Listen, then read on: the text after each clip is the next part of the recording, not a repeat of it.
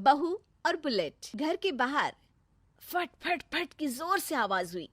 सीमा को लगा कि पटाखे फूट रहे हैं। वो डर के मारे घर से बाहर निकली। देखा तो सामने योगेश यानी कि पतिदेव एक बुलेट बाइक पर बैठे हैं।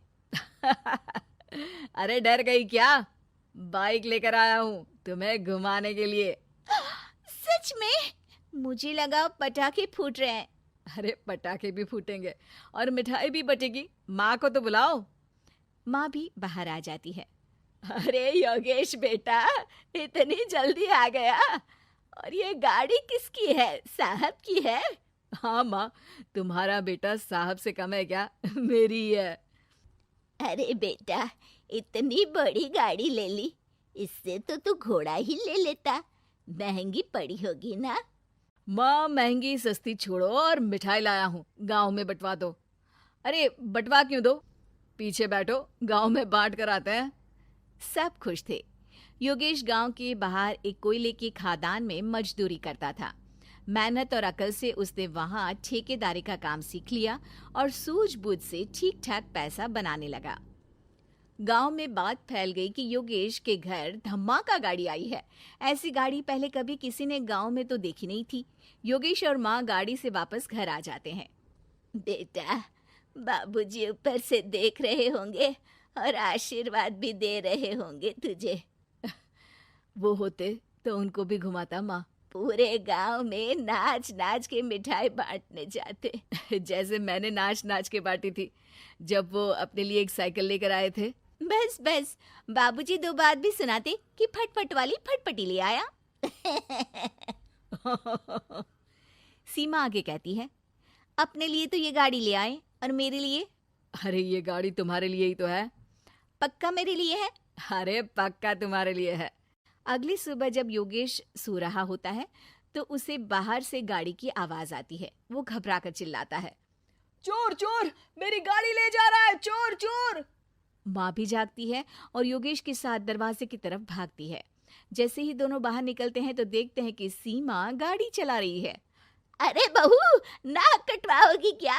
ये क्या कर रही हो? अरे गिर जाओगी, ये क्या कर रही हो तुम? सीमा गाड़ी को रोक कर कहती है, सारे गांव में घुमा लाई, कहीं नहीं गिरी। क्या? सारे गांव में घुमा लाई? अरे लोग क्या कहेंगे बहू? सोचा क्या एक बार? यही कहेंगे कि कितनी अच्छी गाड़ी है। अरे तुम्हारे बारे में। हाँ, कहेंगे ना कि देखो कितनी अच्छी गाड़ी पर बैठी है। बहू गाड़ी रखकर योगेश और सासू माँ के पास जाती है। तुमने कब गाड़ी चलाना सीखा? हमारे बाबूजी के पास पुरानी स्कूटर थी, सीख ली। फिर स्कूल में एक मास्टर जी भी ऐसी ही गाड़ी लेकर आते थे, उन्होंने सिखा दी। हाँ हाँ, स्कूल के मास्टर आजकल यही सब तो सिखा रहे हैं। पढ़ाई का कुछ सिखाते तो कुछ भला होता। अरे बहू, अब गाड़ी मत चलाना। हमारे परिवार में कभी किसी औरत ने पीछे से आगे की सीट पे आने की हिम्मत नहीं की है। तुम भी मत करना, समझी? जी समझ गई माँ जी। सीमा सास की बात सुनकर चुपचाप रसोई में जाकर उदास होकर खाना पकाने लगी है। सास सुबह सुबह मंदिर से पूजा करके लौट रही होती है। तभी उसे दो औरतें रोक लेती हैं और कहती हैं, अरे बहू को थोड़े अच्छे लक्षण भी सिखा दो। गाड़ी चलाने निकली थी, गांव की मर्यादा का कोई ख्याल नहीं है। वही तो। अरे पैसे आने लगे हैं तो क्या मतलब कि किसी रीति रिवाज को नहीं मानोगे? अरे समाज में रहना है तो समाज के ढंग से ही रहना पड़ता है। अरे लाज भी नहीं आई बहू को? चूल्हे चौके से निकलकर सीधे गाड़ी लेकर चौराहे चबूतरे नाप लिए, फट फट फट करते हुए। अरे कुछ कह देना उसे। अरे ये क्या कहेगी? बूढ़ी सास है, इनकी थोड़ी ना चलती होगी घर में। हाँ, बहू की ही चलती होगी, मर्जी भी और गाड़ी भी। सास सब सुनकर घर आती है और बहू को चिल्ला के बुलाती है, अरे नाक कटवा दी सबके सामने गाड़ी चलाकर। औरत जात गाड़ी नहीं चलाती। शहरों में तो 4 पहियों वाली गाड़ी भी चलाती हैं और हेलीकॉप्टर, हवाई जहाज भी।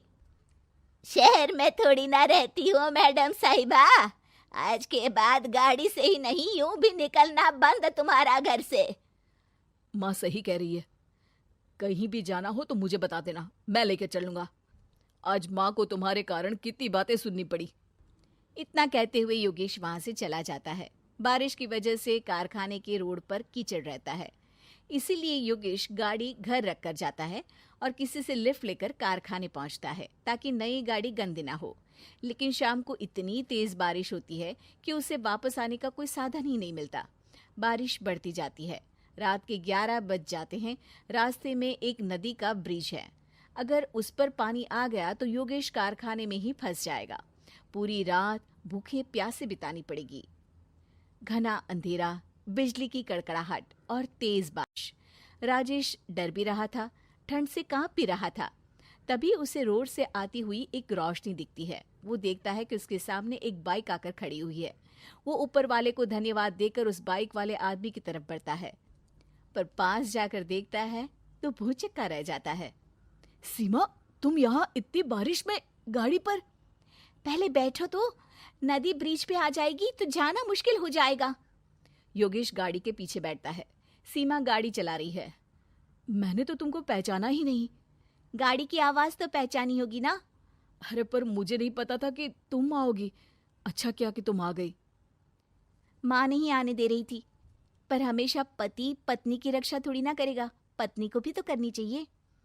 योगेश को सुबह अपने किए पर पछतावा होता है।